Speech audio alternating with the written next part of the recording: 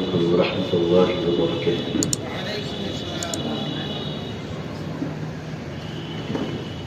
بسم اللہ الرحمن الرحیم۔ الحمد للہ وکفى وسلام على عباده الذین اصطفى، اما بعد۔ الحمد لله رب العالمين والعاقبة للمتقين، والصلاة على رسوله محمد وعلى آله وأصحابه أجمعين۔ رب اشرح لي صدري ويسر لي أمري واحلل عقدة من لساني يفقهوا قولي، رب يسر ولا تعسر وتمم بالخير،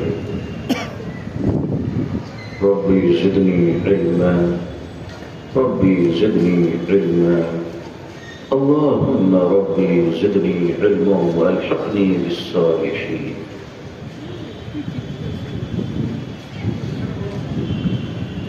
أعوذ بالله من الشيطان الرجيم، بسم الله الرحمن الرحيم۔ وإذا قيل لهم لا تفسدوا في الأرض قالوا إنما نحن مصلحون۔ صدق الله العظيم وصدق رسوله النبي الأمي الكريم۔ اللهم صل على سيدنا محمد وعترته بعدد كل معلوم لك۔ اللهم صل على سيدنا محمد عبدك ورسولك وعلى المؤمنين والمؤمنات والمسلمين والمسلمات۔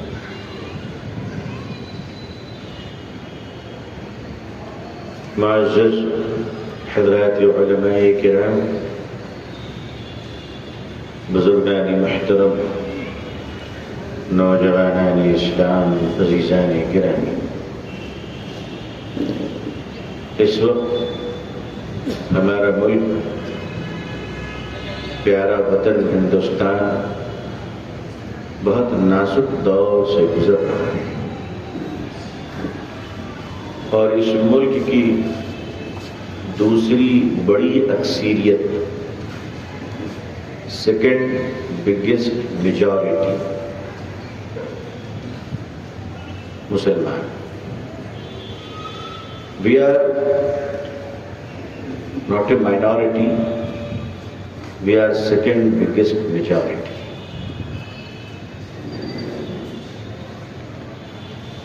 اس ملک کے مسلمان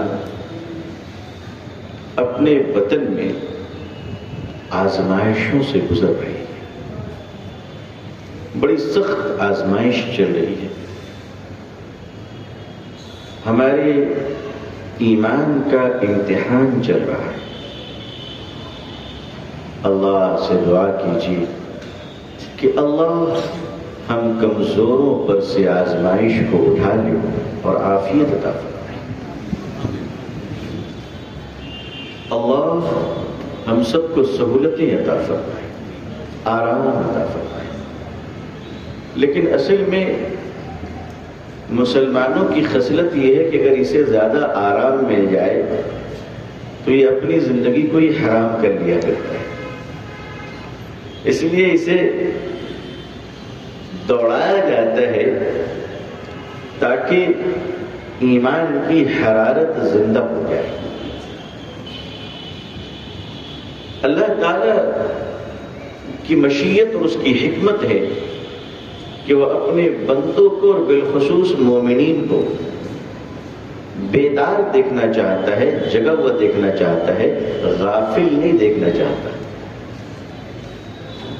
اسلام کی جو تاریخ ہے وہ بڑی شاندار امتحانات، آزمائشوں سے پر ہے۔ اسلام کی تاریخ مضبوط ہے، شاندار ہے، مگر قربانیوں سے بھری ہوئی ہے۔ اگر قربانی کو نکال دی جائے تو اسلامی تاریخ کھوکھلی ہو جائے گی. اس دنیا کی تاریخ میں اسلام کی تاریخ جب پڑھتا ہوں تو پتہ یہ چلتا ہے کہ اسلام اللہ کا ایک ایسا دین ہے کہ جتنی دشمنی اس کے ساتھ کی گئی، جتنا اس کو دبایا گیا، جتنا اس کے ساتھ کھیلا گیا، جتنا اس کو بدنام کیا گیا، اسلام کو ورلڈ لیول پر جتنا اسلام کو دبایا گیا، اگر اس کا 10% بھی کسی اور کے ساتھ ہوتا تو اس مذہب اور اس قوم کا نام ٹوٹ چکا ہوتا. لیکن اسلام ایک اللہ کا دین ایسا ہے، یہ ایک ایسا دین ہے کہ ہمیشہ ہر دور میں کہا گیا کہ فلاں طاقت اسلام کا پیچھا کر رہی ہے، فلاں طاقت اسلام کا پیچھا کر رہی ہے. دنیا کے ہر ملک کو دیکھ لیجئے، ہر کفر کو دیکھ لیجئے، ہر شرک کو دیکھ لیجئے، ہر طاغوتی طاقت کو دیکھ لیجئے، ہر وقت کے فرعون و نمرود کو دیکھ لیجئے، وہ آپ کو اسلام کا پیچھا کرتا ہوا نظر آئے گا. دوستو، پیچھا اس کا کیا جاتا ہے جو آگے رہا کرتا ہے، پیچھے والوں کا پیچھا نہیں کیا جاتا، آگے والوں کا پیچھا کیا جاتا ہے. تو اس کا مطلب یہ بات کلیئر ہو گئی، رزلٹ آؤٹ ہو گیا، پیچھا کرنے والا پیچھے ہے اور آگے کون ہے؟ اسلام ہے. پیچھا کس کا ہو رہا ہے؟ اسلام کا. تو اسلام ہر دور میں آگے ہے اور دشمن ہر دور میں پیچھے ہے، اسی لیے تو پیچھا کر رہا ہے نا. اسلامی تاریخ ہمیں یہ بتاتی ہے کہ اسلام میں ہر دور میں فالوورز سے زیادہ پیچھا کرنے والے، دشمنی کرنے والے زیادہ رہے. ہر دور میں مکے میں حضرت ارقم رضی اللہ تعالیٰ عنہ ایک گھر تھا جو بڑا محفوظ گھر تھا، قلعہ نما مکان تھا، ہر آدمی آسانی سے وہاں نہیں آ سکتا تھا، سیف تھا. حضور صلی اللہ علیہ وسلم مکے کے بالکل شروعاتی دور میں اسی دار ارقم میں حضرت سید ارقم رضی اللہ تعالیٰ عنہ کے گھر میں دین کی تبلیغ فرمایا کرتے تھے. یہ وہی گھر ہے جہاں حضرت عمر ایمان لائے رضی اللہ تعالیٰ عنہ، بہت سارے صحابی ایمان لائے. اس گھر کے اندر صحابہ انگلیوں میں گنے جاتے تھے، مٹھی بھر صحابہ تھے، تعداد زیادہ نہ تھی.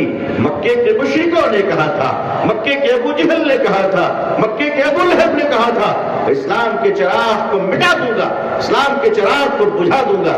اسلام دار ارقم سے نکلا، مکے میں پھیل گیا، وہ بجھاتا رہا، اسلام پھیلتا رہا، وہ بجھاتا رہا. اسلام مکے سے مدینے تک پہنچ گیا، وہ بجھاتا رہا. اسلام آگے بڑھتا رہا، وہ پیچھا کرتا رہا. اسلام یونان میں پہنچ گیا، یونان میں پہنچ گیا، ایران میں پہنچ گیا، پوری دنیا میں اسلام پہنچتا رہا. حتیٰ کہ ایک وقت آیا کہ تاتاریوں کا ظلم بڑھا اور تاتاریوں نے چاروں طرف سے اسلام کو گھیرا، مسلمانوں کو گھیرا، اسلام کے فالوورز کو گھیرا اور گھیر کر کہا کہ تمہیں جینے نہیں دوں گا، اسلام کے چراغ کو جلنے نہیں دوں گا. اور تاتاریوں نے 3 دنوں میں 18 لاکھ مسلمانوں کو شہید کیا. اسلام پھر بھی آگے بڑھتا رہا. دنیا کی ہر طاقت کہتی رہی اسلام کے چراغ کو جلنے نہیں دوں گا. خدا نے کہا میں اسے بجھنے نہیں دوں گا. ادھر آ ستمگر ہنر آزمائے، تو تیر آزما ہم جگر آزمائے. چراغ اسلام پھر بھی روشن رہا. آپ بتاؤ کہ دنیا میں آج ابو جہل کا نام ہے یا محمد رسول اللہ کا نام زندہ ہے صلی اللہ علیہ وسلم؟ اب تو دشمن کوئی یہودی بھی اپنے بیٹے کا نام ابو جہل نہیں رکھتا، ابو لہب نہیں رکھتا. لیکن پوری دنیا میں سب سے زیادہ نام اگر رکھا جاتا ہے تو محمد کا استعمال ہوتا ہے صلی اللہ علیہ وسلم. اسلام اللہ کا دین ہے، اسے دبایا تو جا سکتا ہے، مٹایا نہیں جا سکتا. دبایا جا سکتا ہے، ہر دور میں دبانے کی کوشش کی گئی، لیکن یاد رکھیے گا پیڑ کی شاخوں پہ، گاچھ کی ٹہنیوں پہ جو پرندے بیٹھے رہتے ہیں نا، ان کو دھمکایا مت کرو، اس لیے اگر تم دھمکاؤ گے تو وہ اور اوپر جائے گا، اور دھمکاؤ گے تو اور اوپر جائے گا۔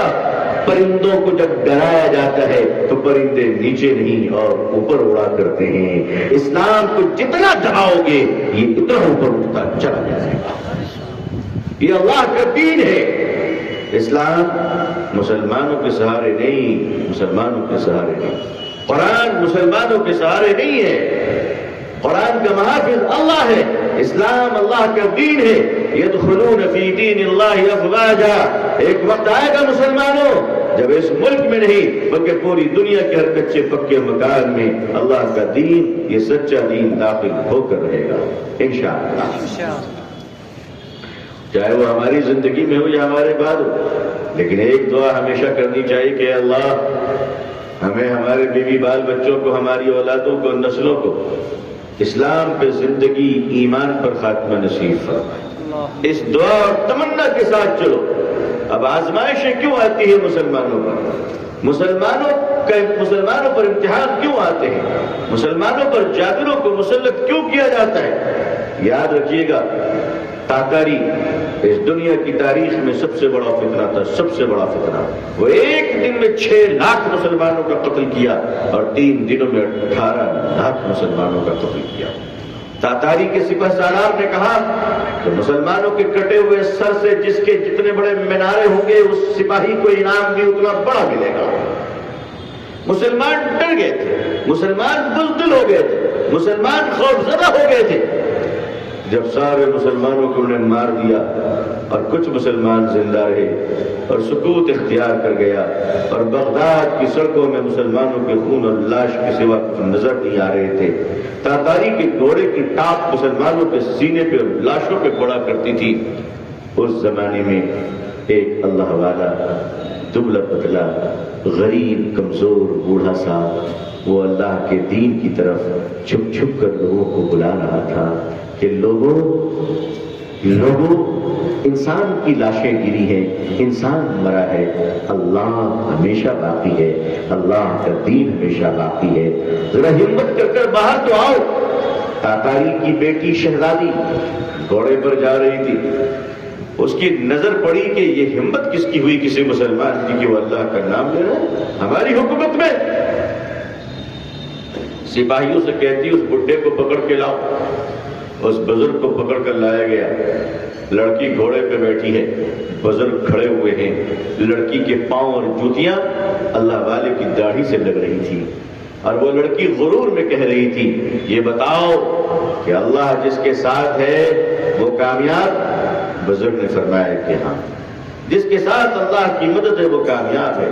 وہ لڑکی کہتی ہے تو اس وقت ہم کامیاب ہیں، اس کا مطلب اللہ ہمارے ساتھ ہے، اور تم لوگ مارے پھر رہے ہو، تمہارے ساتھ اللہ نہیں ہے۔ بزرگ کی آنکھوں سے پانی نکل گیا، آنسو کے قطرے نکل گئے، اور کہا کہ نہیں بیٹا، اس وقت بھی اللہ ہمارے ہی ساتھ ہے۔ ایمان دیجیے، فرماتے بیٹا اس وقت بھی اللہ ہمارے ہی ساتھ ہے۔ لڑکی کو غصہ آیا، کہنے لگی وہ کیسے، بتاؤ۔ تو حضرت نے جو بتایا وہ میں آپ لوگوں کو بتا دوں؟ شجاع پور والے سنو گے؟ ارے سننے کے لیے ایک موڈ بنتا ہے نا؟ پتہ نہیں ہمارے سجاد بھائی نے اعلان کیا تھا کہ نہیں کیا تھا، اللہ جانے، تو بڑی آسانی سے میں ان کو مل گیا نا۔ اب نیکسٹ ٹائم ذرا ٹھیک سے ملوں گا انشاءاللہ، اتنی آسانی کے ساتھ نہیں ملنا چاہیے۔ وہ لڑکی پیغام کیا دیتی ہے؟ وہ لڑکی کہتی کہ بتاؤ گے کیسے؟ اگر تمہارے ساتھ خدا ہے تو تم پریشان کیوں ہو، تم ہارے ہوئے کیوں ہو، تم خوف زدہ کیوں ہو، تم ڈرے ہوئے کیوں ہو، تم تڑپ کیوں رہے ہو، تم سسک کیوں رہے ہو؟ حضرت نے اس کا جواب دیا۔ اس جواب کو سننے سے پہلے ایک بیک گراؤنڈ سن لیجیے۔ اس زمانے کے لوگ مالدار کہلایا کرتے تھے مویشیوں کی وجہ سے۔ جس کے پاس جتنا جانور وہ اتنا مالدار. جتنی خسی جتنی بکری، ایک زمانہ تھا نا ہم لوگ بھائی کہ اس کے گھر میں کتنے بھینس ہیں، کتنے بیل ہیں، کتنی گائے ہے، تو وہ مالدار پہلے زمانے میں. ابھی مالدار کی پہچان کیا ہو گئی ہے؟ بلڈنگ کتنی بڑی ہے، کار کتنی ہے، گاڑیاں کتنی ہیں، وہ مالدار. آج اگر میں پوچھوں آپ سے کہ شجاع پور میں سائیکل ہے، آپ کہیں صاحب کیسی باتیں کر رہے ہو، تو پڑی ہوئی بیکار پڑی ہوئی ہر گھر میں. اب تو موٹر سائیکل ہے نا بھائی. اللہ آپ لوگ کو اور اچھا رکھے، آمین. اللہ تعالیٰ آپ کی جان مال ایمان میں خوب برکتیں عطا فرمائے. میرے لیے بھی دعا کریں گے انشاءاللہ. جزاکم اللہ. تو اس زمانے میں جس کے پاس جتنے جانور اتنا بڑا آدمی. تو تاتاری تو اس زمانے کا بادشاہ تھا اور وہ لوگ تو بنجارہ قومی تھی، تو ان کی زندگی کا کاروباری جانور تھا. تو ان کے پاس تو جانوری جانور گھوڑے، بھینس، گائے، بیل، بکری، خسی، کچھ نہیں. تو اس زمانے میں کیا ہوتا تھا، جیسے آج کل ہم روڈ پہ گاڑی چلاتے ہیں تو ہماری ٹریفک پولیس ہوتی ہے جو ہم کو روکتی ہے نا. مسلمانوں ٹریفک کو فالو کرنا. میں آپ لوگ کہتا ہوں دیش کے قانون کا سمان کرو، ٹریفک رول کو فالو کرو، جان بھی بچے گی انشاءاللہ، اور ہمارے دیش میں دوسرے بھائی بہنوں کی بھی جان بچے گی. اگر ہیلمٹ گورنمنٹ کہتی پہننے تو اپنے بچوں کو پہنائیں گے. اگر گاڑی میں سیٹ بیلٹ باندھنا قانون ہے تو باندھنا چاہیے. ایسا نہیں کہ میں بہت بڑا آدمی ہوں، میں ایم ایل اے کا دوست ہوں، ایم پی کا دوست ہوں، نہیں. قانون کی پابندی کرو. ایک شریف مسلمان وہی ہو سکتا ہے جو شریف ہندوستانی ہو. وہی انسان مسجد کے لیے بھی اچھا ہو سکتا ہے جو دیش کے لیے اچھا ہو، جو ملک کے لیے اچھا ہو. تو ہمارے جیسے ٹریفک روکی جاتی ہے سگنل میں، ہمیں رکنا چاہیے، سگنل کراس نہیں کرنا چاہیے، بالکل نہیں کرنا چاہیے. یہ ناجائز گناہ ہے، اسلام میں گناہ ہے، کیونکہ آپ کے کراس کرنے سے کسی کی جان جا سکتی ہے نا. تو کسی کی جان گئی تو حرام ہے، آپ کو کوئی ادھیکار نہیں جان لینے کا. اس لیے اگر ریڈ سگنل ہے تو مسلمانوں رک جاؤ. اور اگر تم نے ریڈ سگنل کو کراس کر لیا تو تم قانون کی نظر سے تو بچ سکتے ہو، اللہ کی نظر سے نہیں بچ سکتے. اللہ کی پکڑ ہو جائے گی، اور خدا نخواستہ اگر کسی کو چوٹ لگ گئی تو بڑے گنہگار ہو جاؤ گے. اس لیے میرے نوجوانوں بتاؤ انشاءاللہ قانون کی پابندی کریں گے انشاءاللہ. جزاک اللہ. تو جس طرح اس زمانے میں ریڈ سگنل ہوا، اس زمانے میں ریڈ سگنل ہوتی ہے، اس زمانے میں جانوروں کو کنٹرول کرنے کے لیے شکاری کتے ہوا کرتے تھے. کون ہوتا تھا؟ شکاری کتے. وہ ایکسپرٹ تھے، وہ ٹریڈنگ والے تھے. جیسے آج کل کتے کتنے اچھے اچھے آگے نا، آگے کہ نہیں آگے بتائیے. اب تو کتے صاحب بن گئے، معلوم ہے کہ نہیں آپ لوگ؟ ارے صاحب اب تو کتے کو کتا نہیں بول سکتے آپ، مسٹر کتا، جناب کتا ہے نا، مانونیہ کتا صاحب. تو ہاں وہ ٹائم آ رہا ہے، وہ ٹائم آ رہا ہے. اب تو امریکن پریزیڈنٹ صاحب بھی کہیں جاتے ہیں تو اس سے پہلے کتا جا کر بولتا ہے کہ اس کو آنا چاہیے کہ نہیں آنا چاہیے. کتا ڈیسائیڈ کرتا ہے. کتے یہ اتنے بڑے ہو گئے جی. اب تو ایسا ہوتا ہے بڑے بڑے ملکوں میں صاحب گاڑی چلا رہے اور بغل کی سیٹ میں کتا بیٹھا ہوا ہے، بیچارہ ڈرائیور پیچھے بیٹھا ہوا ہے. مطلب کتے کی حیثیت انسان سے آگے آ گئی، انسان سے آگے پہنچ گئی. یہ کتے کا مقام ہو گیا نعوذ باللہ. یورپ میں ویسٹرن کنٹریز کے حالات تو بڑے عجیب ہیں. وہاں اگر کسی ماں کو بچہ پیدا ہو گیا، پہلی بات کہ ہوتا ہی نہیں ہے، لیکن اگر ہو گیا تو اس بچے کی بدنصیبی کیا ہے پتہ ہے آپ کو؟ اس بچے کو نوکرانی پالتی ہے اور اس بچے کی ماں کتے کے بچے کو پالتی ہے. یہ صورتحال ہے، یہ گراؤنڈ ریالٹی ہے، یہ فیکٹ ہے. I am not talking about joke. یہ کتے کا مقام ہو گیا. میں ویسے دیکھ رہا ہوں ہر دور میں کتے کا مقام بڑا اونچا رہا ہے. بھائی لوگ کہتے ہیں کہ کتا وفادار ہوتا ہے، کہتے نہیں کہتے؟ آپ لوگ بھی کہتے ہیں جی؟ آپ لوگ بھی کہتے نہیں کہتے؟ کتا وفادار ہوتا ہے، ویسے ہوتا ہے. لیکن ایک چیز یاد رکھیے گا، کتا کا وفادار ہونا اچھا ہے مگر کسی وفادار کا کتا بن جانا یہ ٹھیک نہیں ہے. کتا وفا کرے اچھا ہے، مگر کوئی وفا میں کتا بن جائے۔ بھائی کسی کو چاہو ٹھیک ہے، مگر اتنا بھکت بن جاؤ، اتنے بھکت مت بن جاؤ کہ اس کی ہر چیز تمہیں اچھی نظر آئے۔ یہ انسان کی پہچان نہیں، یہ تو کتے کی پہچان ہوتی ہے۔ اچھے برے کی تمیز کرنا یہ انسان کی پہچان ہے، انسان کو سیکھنا چاہیے اچھے اور برے کیا ہے۔ تو اس زمانے میں شکاری کتے ہوا کرتے تھے جو جانوروں کو کنٹرول کیا کرتے تھے۔ 10-10 ہزار خصی بکری 8-10 شکاری کتے کو لگا دیا تو وہ راؤنڈ لگایا کرتا تھا کہ کوئی بکری باؤنڈری کراس نہ کر جائے، کوئی خصی باہر نہ چلا جائے، کوئی بھیڑیا جنگل کا جانور کسی خصی کو اٹھا کر نہ لے جائے۔ تو اگر جانور خصی بکری بھینس اگر باؤنڈری کراس کرتا تھا تو شکاری کتے جا کر اس کو بھونکتے تھے، کاٹتے تھے اور واپس کہاں لاتے تھے؟ مالک کی طرف۔ کس کی طرف؟ مالک کی طرف۔ کون لاتا تھا؟ شکاری کتا۔ اب جب یہ لڑکی کہنے لگی کہ بابا یہ بتا آج ہم جیت گئے تو خدا ہمارے ساتھ ہے، تو ہار گیا ذلیل ہے تو خدا تیرے ساتھ نہیں ہے۔ حضرت نے فرمایا نہیں بیٹا ایسا نہیں، آج بھی خدا ہمارے ساتھ ہے۔ کہا وہ کیسے؟ کہا بیٹے تمہارے پاس کتے ہیں، بات پوری سمجھ میں آ گئی؟ لڑکی کیا جواب دی ہوگی؟ کون؟ کہا یہ کوئی پوچھنے کی بات ہے؟ ہمارے پاس تو کتے ہی کتے ہیں، بہت کتے ہیں۔ کہا کہ بتاؤ تمہارے کتے کیا کام کرتے ہیں؟ تو وہ لڑکی کہتی ہے کہ جب کوئی ہمارا جانور ادھر ادھر بھاگنے لگتا ہے، جب ادھر ادھر آوارہ گردی کرتا ہے، جب لمٹ کراس کرتا ہے تو میں اپنے کتے کو چھوڑ دیتی ہوں، وہ کتا دوڑتا ہے اور کھینچ کر بکریوں کو ڈرا دھمکا کر مار کر پیٹ کر وہ باؤنڈری کے اندر لے آتا ہے۔ حضرت فرمانے لگے بیٹا بس ہم لوگ بھی شریعت سے باہر چلے گئے تھے، اللہ نے ہم پر بھی کچھ کتوں کو چھوڑ دیا ہے۔ یہ میں ابھی کے لیے نہیں بول رہا ہوں، پہلے کے لیے بول رہا ہوں۔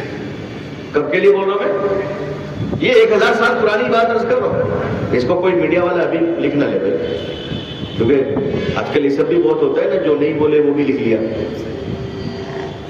اتنے ایڈوانس ہیں، اتنے ایڈوانس ہیں۔ اب تو ٹیلی ویژن کے جو اینکر ہوتے ہیں بیچارے، وہ اینکر کم ہوتے ہیں، بھینکر زیادہ ہوتے ہیں، لوگوں کو پتہ ہی نہیں کہ ان کو کیا بولنا ہے دیش ہت میں۔ کہا کہ بیٹے اللہ نے کچھ کتوں کو ہم پر چھوڑا ہے تاکہ ہم سنت کی طرف لوٹ آئیں، تاکہ ہم شریعت کی طرف لوٹ آئیں، تاکہ ہم دین کی طرف لوٹ آئیں، تاکہ ہم اللہ کی طرف لوٹ آئیں۔ تو آزمائشیں اور مصیبتیں جو ہوتی ہیں وہ ہمیں برباد کرنے کے لیے نہیں ہوتی ہیں بلکہ سدھارنے کے لیے ہوتی ہیں۔ آپ لوگ جب گاڑی میں چلتے ہیں تو آپ کے موٹر سائیکل کے ٹیوب میں اگر ہوا زیادہ ہو جائے تو آپ کیا کرتے ہیں؟ گاڑی اچھلتی کہ نہیں اچھلتی ہے نا؟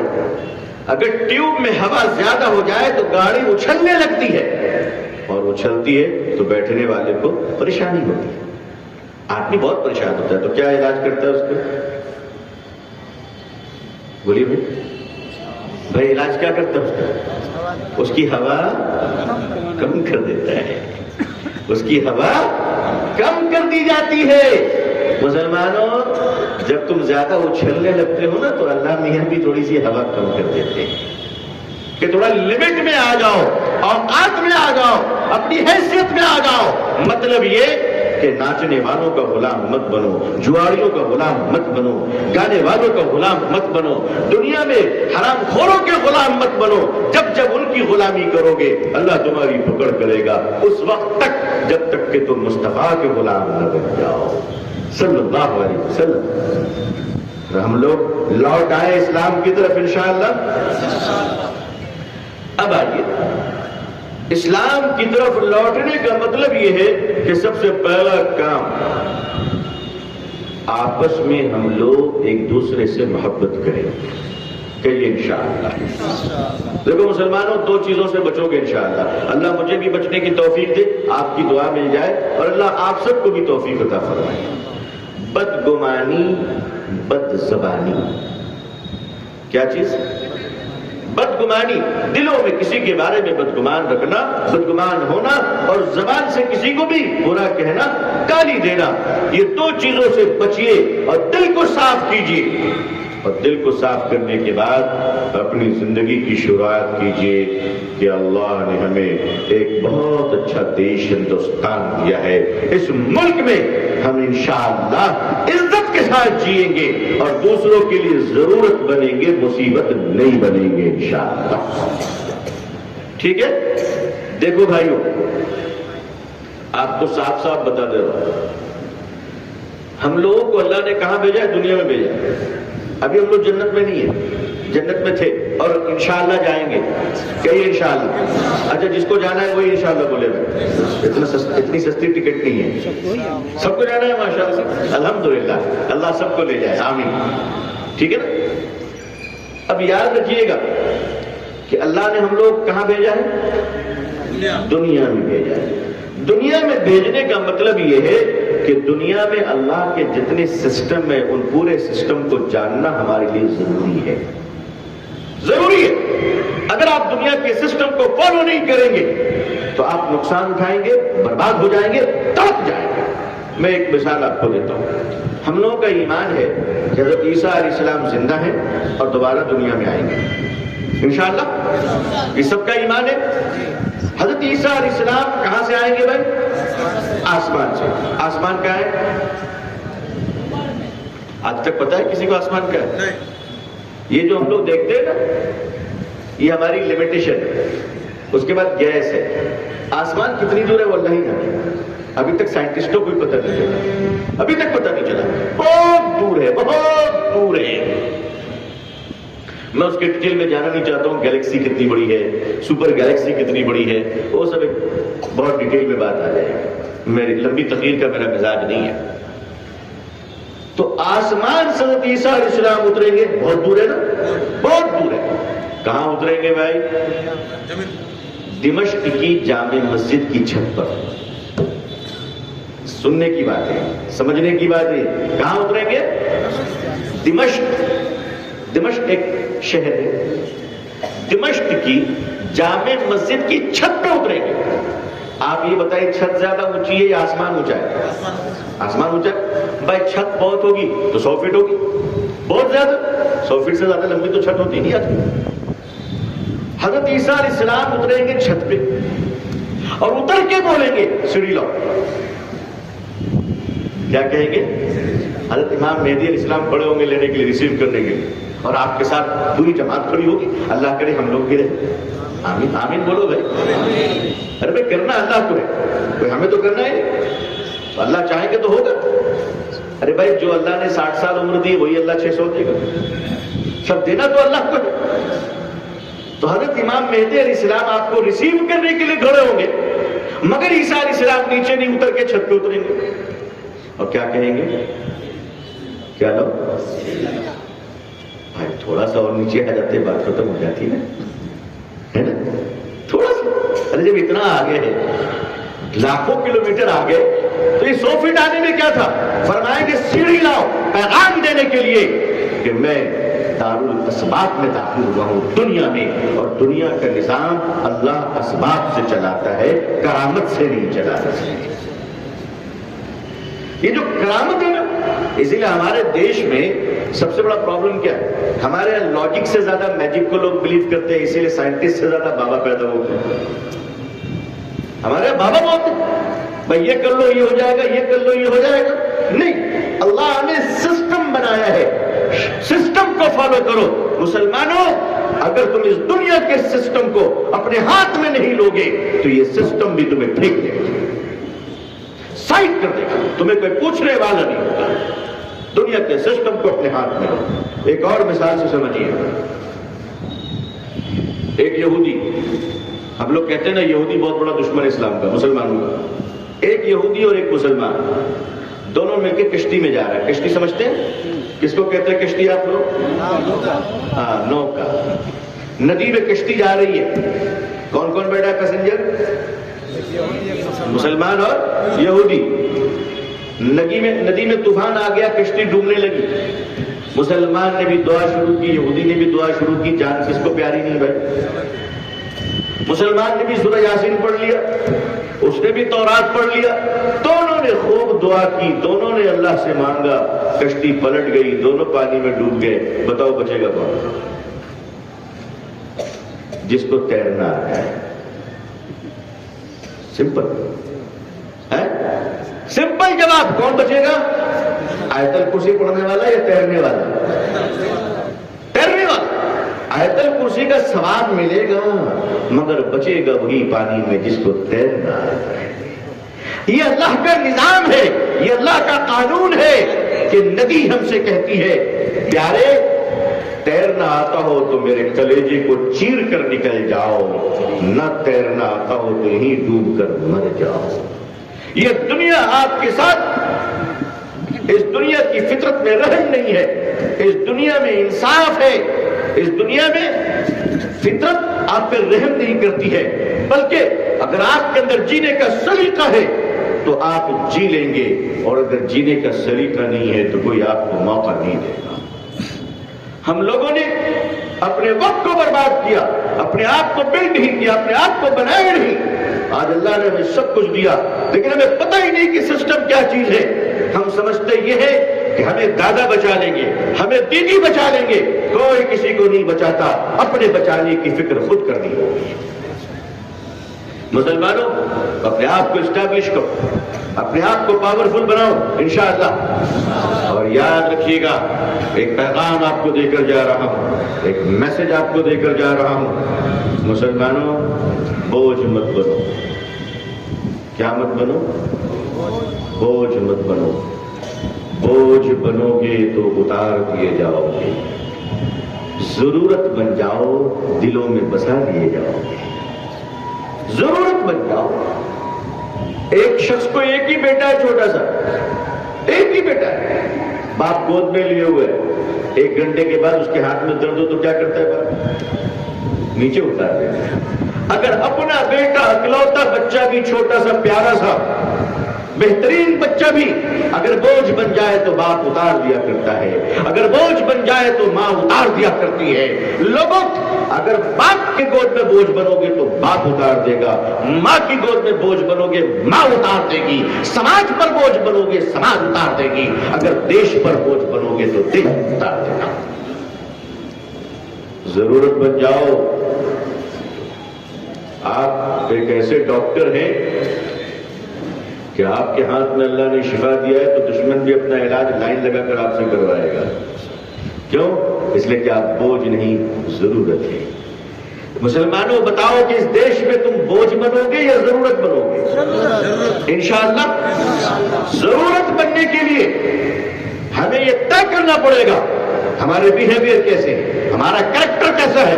مجھے معاف کیجیے گا، اب تو میں دیکھ رہا ہوں اپنی نظروں سے کہ ہمارے تعلیمی ادارے بھی تربیت کی نعمتوں سے محروم ہوتے چلے جا رہے ہیں۔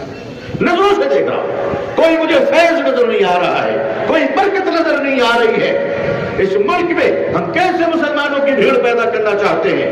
مسلمانوں اس طرح تم تیار ہو کہ تم انسانوں کی ضرورت بن جاؤ۔ خدمت خلق کیوں کہا گیا؟ اسی لیے تو کہا گیا نا، ہمارے جماعت کے ساتھی اکثر کہتے ہیں کہ عبادت سے خدا ملتا ہے اور خدمت سے خدا ملتا ہے اور عبادت سے جنت ملتی ہے۔ تو خدمت کا جذبہ اس ملک کے لیے، آج اس ملک میں کروڑوں لوگ اسلام سے نفرت نہیں کرتے بلکہ مسلمانوں کے بیڈ کیریکٹر سے نفرت کرتے ہیں۔ مسلمانوں آپ کی صداقت کی دولت کہاں چلی گئی؟ ہمارے بزرگوں نے، ہمارے پرکھوں نے اس ملک کو سجایا، اس ملک کو بنایا۔ ایک دور تھا جب مسلمانوں کی زب و حالی اور مسلمانوں کی بری حالت اور مسلمانوں کے احوال اور مسلمانوں کے کریکٹر کو دیکھ کر دلی کے نظام الدین کی بستی میں ایک اللہ والا رویا کرتا تھا، ایک اللہ والا دیوانہ تڑپا کرتا تھا، جسے دنیا مولانا الیاس کہا کرتی ہے رحمت اللہ علیہ۔ یہ اس کے آنسوؤں کا قطرہ ہے کہ شجاع پور والوں آج تمہیں بھی مرکز جیسی نعمت نصیب ہے۔ لیکن کیا انسان کب بنائیں گے ہم؟ ہمارے بزرگوں نے ہماری تعلیم کے لیے، ہمارے بزرگوں نے ہمارے گھروں کے لیے، ہمارے بزرگوں نے ہماری روشن مستقبل کے لیے اپنی زمین کو، اپنی جائیداد کو اللہ کے راستے میں وقف کیا. وقف الی اللہ، وقف الی الاولاد، وقف فی سبیل اللہ، اپنی زمینوں کو وقف کیا اللہ کے راستے میں. اسلام میں وقف عبادت ہے. کیا ہے؟ عبادت ہے. سب سے پہلی وقف اس روئے زمین پر کس نے کیا؟ نبی کریم حضرت محمد رسول اللہ صلی اللہ علیہ وسلم نے. کہ جب آپ مدینہ منورہ پہنچے اور مدینے پہنچنے کے بعد آپ صلی اللہ علیہ وسلم نے مسجد کی زمین خریدی، اس کا پیمنٹ کیا اور اس مسجد کو وقف کر دیا جسے مسجد نبوی کہا جاتا ہے صلی اللہ علیہ وسلم. آج بھی آپ مدینہ شریف میں چلے جائیں، مدینہ منورہ میں ایک بلڈنگ ہے، ہوٹل ہے، اس کے باہر لکھا ہوا ہے کہ یہ حضرت عثمان غنی رضی اللہ تعالیٰ عنہ نے کی وقف کی ہوئی زمین ہے. حضرت عثمان رضی اللہ تعالیٰ عنہ آج سے 1500 سال پہلے گزرے، ان کی وقف کی ہوئی زمین، وہ ہوٹل آج بھی موجود ہے، اس کا کرایہ مسجد نبوی کو جاتا ہے صلی اللہ علیہ وسلم. تو یہ وقت ہمارے بزرگوں نے بھی ہندوستان میں، بھارت میں وقف کیا، اور بھارت میں جن لوگوں نے وقف کیا انہوں نے اپنی زمین وقف کی ہے، اپنی زمین پورے بھارت میں.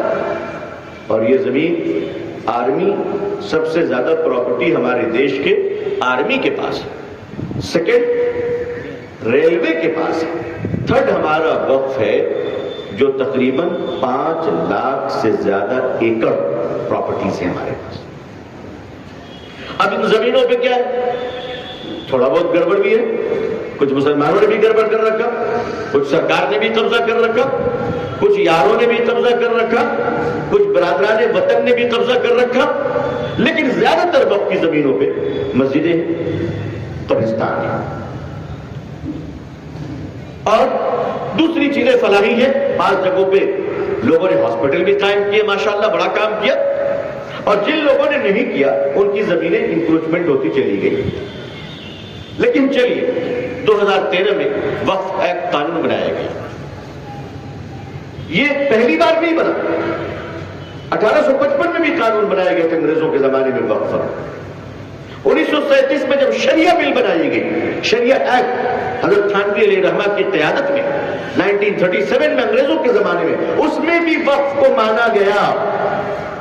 2013 میں ہمارے پیارے وطن ہندوستان، بھارت سرکار نے 2013 میں ایک وقف ایکٹ کو پارلیمنٹ سے پاس کیا. اس کو پاور دیے گئے، اس کا ٹریبونل بنایا گیا، سروے کرنے کا کہا گیا، زمینوں کی نشاندہی کی زمین، وقف کی زمینوں کو ریزرو کیا جائے، حفاظت کیا جائے، محفوظ کیا جائے.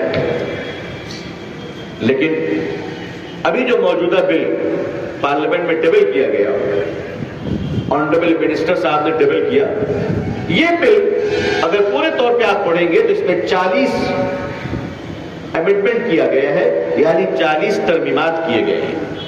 اس میں جو خطرناک چیز ہے وہ یہ کہ اس کے ممبر ہمارے نان مسلم بھائی بھی ہوں گے. بھائی جب یہ ہمارا ہے تو اس میں آپ کیا کریں گے؟ بھائی اس میں تو وہی لوگ رہیں گے جو اس دھرم کو مانتے ہو. گورنمنٹ نے یہ کہا اس میں وہی مسلمان آ سکتا ہے وقف کرنے کے لیے جو 5 سال سے پریکٹسنگ مسلمان ہو. اب یہ کیا مطلب ہے؟ آپ سرکاری آفیسر کو بٹھائے گا کہ 5 سال تک تہجد پڑھا کہ نہیں پڑھا، یہ حلال کھایا کہ نہیں کھایا. بھائی مسلمان ہے، مسلمان کافی. پریکٹسنگ مسلمان کا کیا مطلب ہے؟ تھرڈ یہ کہ کلکٹر صاحب ڈیسائیڈ کریں گے کہ یہ پراپرٹی وقف کی ہے کہ نہیں ہے. بتائیے صاحب کوتوال، وہ بتائیں گے تو پھر قانون، سمویدھان، کوڈ، یہ ساری چیزیں بیکار ہو گئی. ہمارے دیش کے میجورٹی ہندو بھائی بہنوں کے دلوں میں یہ بھرم پیدا کیا جا رہا ہے کہ ہم کسی کی چھین رہے. آنریبل منسٹر صاحب نے پارلیمنٹ میں کہا کہ وقف ایسا قانون ہے کہ مسلمان جس پراپرٹی پہ ہاتھ رکھ دے گا وہ وقف ہو جائے گا. میں آج صبح میں ہاوڑا برج سے آ رہا تھا، اس پر ہاتھ رکھا لیکن وہ ابھی تک وقف ہوا نہیں. بتائیے آپ مجھے، میں کلکتہ کے وکٹوریا ہاؤس پر کھڑا ہو جاؤں، کیا وہ میرا ہو جائے گا؟ یہ کیا، یہ کیسی ہلکی پھلکی باتیں بڑے لوگ کر رہے ہیں. بڑے بڑے لوگ اتنی چھوٹی چھوٹی باتیں کر رہے ہیں. افسوس ہوتا ہے، حالانکہ وہ پڑھے لکھے لوگ ہیں، ان کو ایسی باتیں نہیں کرنی چاہیے. دنیا میں کوئی ایسا قانون ہے کہ ہاتھ رکھے تو میرا ہو گیا؟ جی آپ بتائیے مجھے. نہیں، لیکن یہ بدنام مسلمانوں کو بدنام کرنے کے لیے کیا جا رہا ہے کہ وقف ہمارے بزرگوں نے دیا ہے، سرکار کی دی ہوئی خیرات کی زمین نہیں ہے، وقف کی پراپرٹی گورنمنٹ کی دی ہوئی نہیں ہے، ہمارے باپ دادا کی ہمیں دی ہوئی ہے۔ اور ایک بات بتا دوں آپ کو، گورنمنٹ اس پر کمیٹی بناتی ہے، گورنمنٹ اس پر بورڈ بناتی ہے، گورنمنٹ اس پر ممبر بناتی ہے، گورنمنٹ اس پر میٹنگ کرتی ہے، سیلری دیتی ہے۔ میں آپ کو بتا دوں اس پر جتنا خرچ ہوتا ہے، آفیسر کی سیلری، چیئرمین کی سیلری، سروے کا پیسہ، یہ سارا خرچ گورنمنٹ نہیں دیتی ہے، بلکہ وقف کی پراپرٹی کی آمدنی سے آفیسرز کو سیلری دیے جاتے ہیں۔ گورنمنٹ کا کوئی خرچہ ہی نہیں اس میں، بلکہ الٹا ہم گورنمنٹ کو ریونیو دیتے ہیں۔ ہاں، ہماری غلطی یہ ہے ہم نے اس زمینوں پہ توجہ نہیں دی، اگر ٹھیک سے توجہ دیے ہوتے تو ہم اس دیش کے اچھے ناگرک بھی ہوتے اور دیش کی مدد بھی کر سکتے تھے اپنے پیسوں سے۔ لیکن آج بھی آپ کھڑے ہو جائیں، کیونکہ آج آپ کا ادھیکار آپ سے چھینا جا رہا ہے، چھیننے کی کوشش کی جا رہی ہے۔ اچانک اعلان کیا گیا آنریبل جوائنٹ پارلیمنٹری کمیٹی، حالانکہ اس کے چیئرمین جناب جگدمبکا پال صاحب ہیں، بڑے اچھے آدمی ہیں، ہم لوگ جا کر ان سے ملے ہیں، پڑھے لکھے آدمی ہیں، سلجھے ہوئے آدمی ہیں، مگر آدمی ہی تو ہے۔ اب وہ جس کے بھی آدمی ہو، ہم لوگوں نے جا کر ان سے ملاقات کی، بڑے سجن ہیں، انہوں نے اچھی ہماری ہم سب کو انہوں نے ویلکم کیا۔ میں اس بات کی گواہی دوں گا کہ انہوں نے ہمیں بڑا اکرام کیا، اللہ ان کو اچھی صحت دے۔ اچانک اعلان کیا جاتا ہے کہ اس پر لوگ ووٹنگ کریں، لوگ اپنی رائے دیں۔ آپ بتائیے وقف پراپرٹی کا اسٹیک ہولڈر کون ہے؟ مسلمان ہے۔ تو جب ہمارا ہے تو رائے ہم دیں گے نا، چاہے ہم فیور میں دیں یا اگینسٹ میں دیں، مگر یہ رائٹ ہمارے پاس ہے، کسی اور کے پاس نہیں ہے۔ لیکن اعلان کیا کیا جاتا ہے؟ سارے لوگ رائے دیں۔ اب آپ بتائیے کہ جسٹس ہے؟ میں جے پی سی کے تمام سمانیہ ممبران سے بھی کہنا چاہوں گا کہ یہ جسٹس نہیں ہے کہ آپ سارے لوگوں سے کہیں، آپ خود سمجھدار لوگ ہیں، اسٹیک ہولڈر مسلمان ہیں، آپ مسلمانوں سے پوچھیں کیا مسلمانوں کی مرضی کہ وہ آپ کے خلاف رائے دے یا آپ کے فیور میں ووٹ دے، رائے دے، لیکن آپ نے سب کو کر دیا۔ 2 دن اور بڑھا دیے گئے ہیں، بڑھا نہیں دیے گئے بلکہ سمجھنے میں غلطی ہوئی تھی، 2 دن تو پہلے سے بڑھی ہوئی ہے۔ 15 تاریخ لاسٹ ڈیٹ ہے، سمجھنے میں آئی تھی کہ 13 تاریخ لاسٹ ڈیٹ ہے۔ آپ کے پاس موقع ہے، یہ لوکتنتر میں سمویدھان نے ہمیں ایک موقع دیا ہے اپنی رائے دینے کا، تو اس پر پوری کوشش کیجئے کہ کل کا ایک دن، آج کا ایک دن اور کل کا ایک دن، رات کے 12 بجے تک آپ کے پاس وقت ہے، اگر آپ جم کر لگ جائیں انشاءاللہ تو بھائی 25 کروڑ مسلمانوں میں کیا 10 کروڑ ہم نہیں کر سکتے؟ ہمیں کرنا چاہیے۔ لوگ کہتے ہیں اس سے کیا ہوگا، لوگ کہتے ہیں اس سے کیا ہوگا۔ ہمارے بزرگوں نے جو پیڑ لگایا تھا تو اگر ان کو بھی بتا دیتے کہ یہ پیڑ آپ کیوں لگا رہے ہو، آپ کو کیا ملے گا، تو آج ہریالی ملتی ہم لوگوں کو۔ لوگوں نے جو کام کیا تھا وہ ہمارے لیے کیا تھا، آپ اگر آج کرو گے تو آنے والی نسلیں سیف رہیں گی انشاءاللہ۔ آنے والی اولادوں کے لیے آپ کرو۔ آپ کہتے ہو کیا ہوا، آپ کہتے ہو وقف بورڈ کے لوگ لوٹ مار کرتے ہیں، کرتے ہوں گے، مجھے اس سے انکار نہیں ہے، میں جانتا ہوں کہ رشوت بہت کھائی جاتی ہے، بہت کھائی جاتی ہے، لیکن اس کا مطلب یہ نہیں ہے کہ ہم اس کو بے دھڑک چھوڑ دیں، اپنی پراپرٹی کو چھوڑ دیں، نہیں، ہم اسے لوٹنے کا موقع نہیں دیں گے۔ اور ہمیں آج میں شجاع پور کے مسلمانوں کی طرف سے، بھارت کے مسلمانوں کی طرف سے، میں اپنے دیش بھارت کے لوکتانترک سرکار اور ماننیہ پردھان منتری جی سے یہ آگرہ کروں گا، یہ ریکویسٹ کروں گا کہ حضور اس بل کو خارج کر دیجئے اور اس بل کو بالکل ریجیکٹ کر دیجئے، کیونکہ اس میں کچھ نہیں ہے آپ کے لیے، اور آپ دیش کے مسلمانوں کو امن کے ساتھ جینے کا موقع دیجئے، وہ موقع کہ جس سے ہم اس دیش کو مضبوط بنانے میں اور بھارت کو سپر پاور بنانے میں ہم مکمل آپ کا سہیوگ کر سکیں انشاءاللہ۔ ہمیں اگر شانتی ملی، سکون ملا، تو ہمارے ہر گھر سے ایک اے پی جے عبد الکلام نکلے گا انشاءاللہ، جو بھارت کے لیے سمرپت ہوگا، جو دیش کے لیے سمرپت ہوگا۔ یہ ہمیں اسلام نے سکھایا ہے کہ جس ملک میں رہو اس ملک کے لیے خیر خواہ بنو، اس ملک کے لیے بھلے مانوش بنو، اس ملک کے لیے نیک انسان بنو، اور اس ملک پر بوجھ نہ بنو، اس ملک کی ضرورت بن جاؤ انشاءاللہ بنیں گے انشاءاللہ. تو میں بھارت سرکار سے بھی انورودھ کروں گا, بھارت سرکار سے بھی درخواست کروں گا, گزارش کروں گا کہ آپ اس بل کو بالکل مکمل طریقے سے ریجیکٹ کر دیجیے. آگے بھارت میں کورٹ ہیں, ہائی کورٹ بھی ہیں, سپریم کورٹ بھی ہیں. کورٹ کا حال ہم لوگ سب جانتے ہیں. اللہ اچھا رکھے سب لوگوں کو, اللہ اچھا رکھے, اللہ سب کو نیائے کرنے کی توفیق دے, سنویدھان کے سمان کرنے کی توفیق دے. لیکن ہم کہاں جائیں گے؟